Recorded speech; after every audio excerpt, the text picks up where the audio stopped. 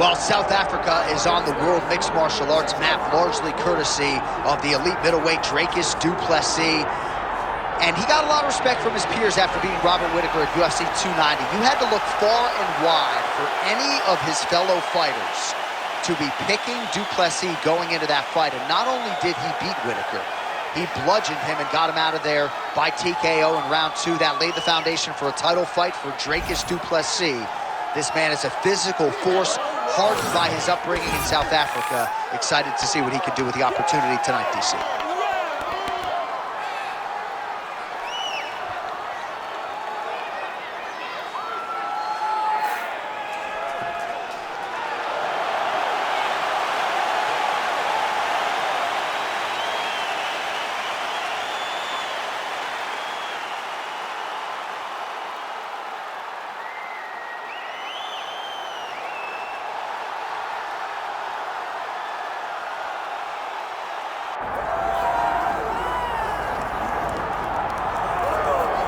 All right, so Israel Adesanya obviously was mashing through the middleweight division until his rival Alex Pereira showed up. But as he gets back on the proving ground here tonight, DC, most people believe on any given Saturday night, this is still the best middleweight in the world. Well, he's proven it time and time again. He has been the man for so long, it would seem hard for him not to operate in that space. But because he believes in himself, because he recognizes who he is, he takes wins and losses as good as anyone I've ever seen. But when it comes down to the X's and the O's, the guy and his fight ability, Israel Adesanya is as good as they come. A phenomenal kickboxer in much improved wrestling that allows for him to stay upright and make guys fight him where he needs them to. Really seems as though he is getting closer to that mixed martial arts prime, to your point, in terms of putting all the skills together. Israel Adesanya, the last style bender, back in the octagon here tonight.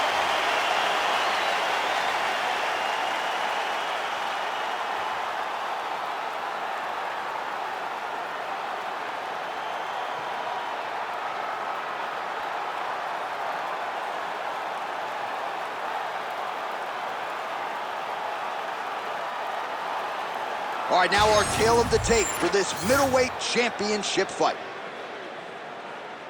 We send it inside the octagon to Bruce Buffer.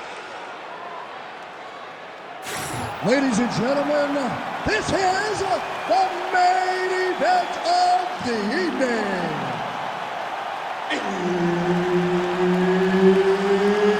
It's time! 5 rounds for the undisputed UFC middleweight championship of the world. Introducing first, fighting out of the blue corner, presenting the challenger, Dricus still not Plessis. And now introducing the champion, fighting out of the red corner, presenting the reigning, defending, undisputed UFC middleweight champion of the world, Israel, the last style bender, Adesanya. Herbert Dean's in the building. He's the third man in the octagon tonight.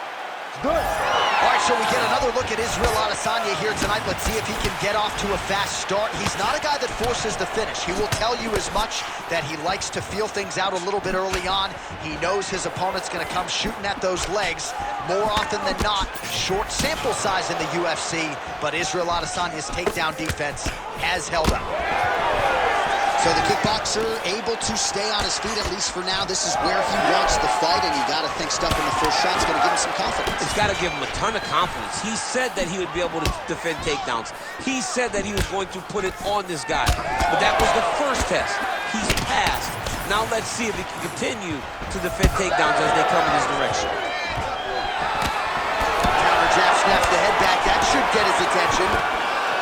You wonder if the offensive fighter's going to start to get frustrated here. Most, if not all, of these shots are getting blocked. They're getting blocked because he's fighting one of the best defensive fighters in the UFC. Oh, he tags him with the straight hand there. Nice job by Dricus du Plessis.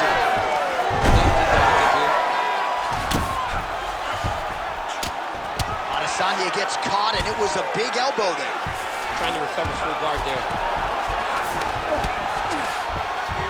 Du Plessis in half guard. All right, feet on the hips here. Well, nice job staying active from the bottom. Good elbow there by Adesanya. And there you go, again, half guard. Heavy on top, work those elbows. Big ground and pound. Du Plessis attempting to pass here, but he's denied by the defense. Look at that. Recognizing he's about to lose position. Outstanding ground and pound here. Somewhat of a lost art in MMA, at least in terms of making sure that every strike counts. Not an issue for him. He's making every single one of them count. He is not pity-patting. He's not touching. Every punch that lands, he wants you to feel it. Back and forth we go.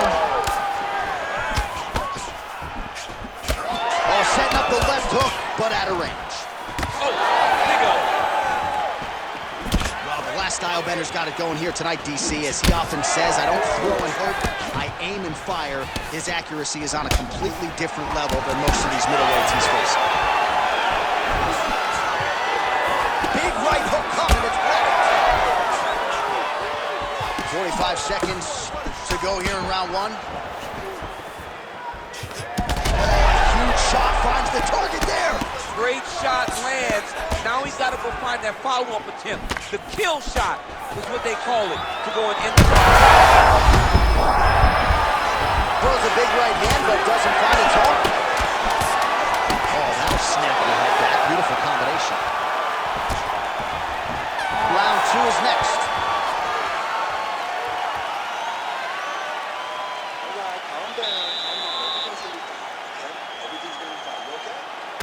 All right, so that's the end of the round. A lot of highlights from which to choose, but his success in that round certainly rooted in his offensive takedown game. And that's what he does, right? He's a grinder.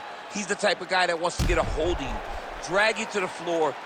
It doesn't bother him that much if you get back to your feet.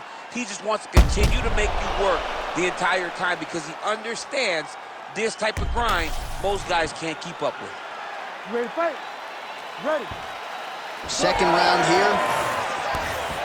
All right, so as this next round gets underway, hopefully the good action we saw in the last round will continue. Both fighters certainly had their ups and downs, both got the offense going, but now we'll see if one fighter or the other can... Oh, man, he's effective straight punches we've seen all night. Huge straight punch lands, and it's got to hurt very bad. Well, his opponent seemed to be stunned to a significant extent, but was able to recover, and it's almost like he let him off the hook a little. Kind of let him off the hook. He needed to really put his foot on the gas to try to find that finish. Du Plessis' nose is bleeding now. Yes, looks as though he got cut by one of those offerings from his opponent.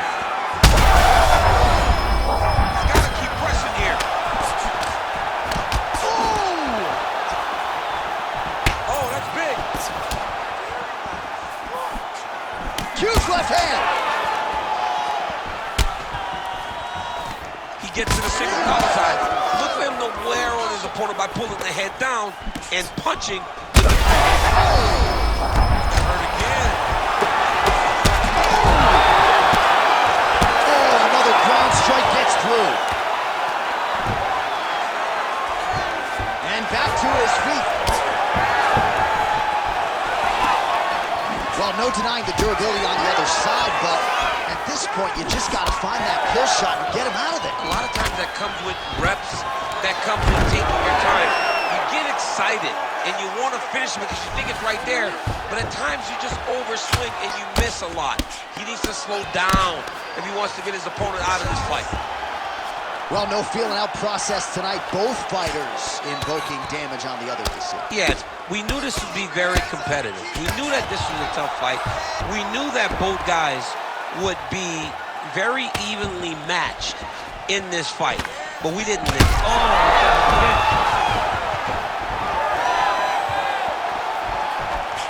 well, his corner was pretty urgent after round one. A little bit lackluster there in that opening round. He has certainly picked up the pace here, and as a result, he has taken... Big strike lands. Big strike lands. Now he has got to take down that one. That'll do it. Holy smokes.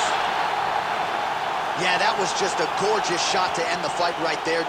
I'm not even sure the opponent really saw it coming. So back to the drawing board for him, but for the winner, this is certainly exactly what he was looking for here tonight.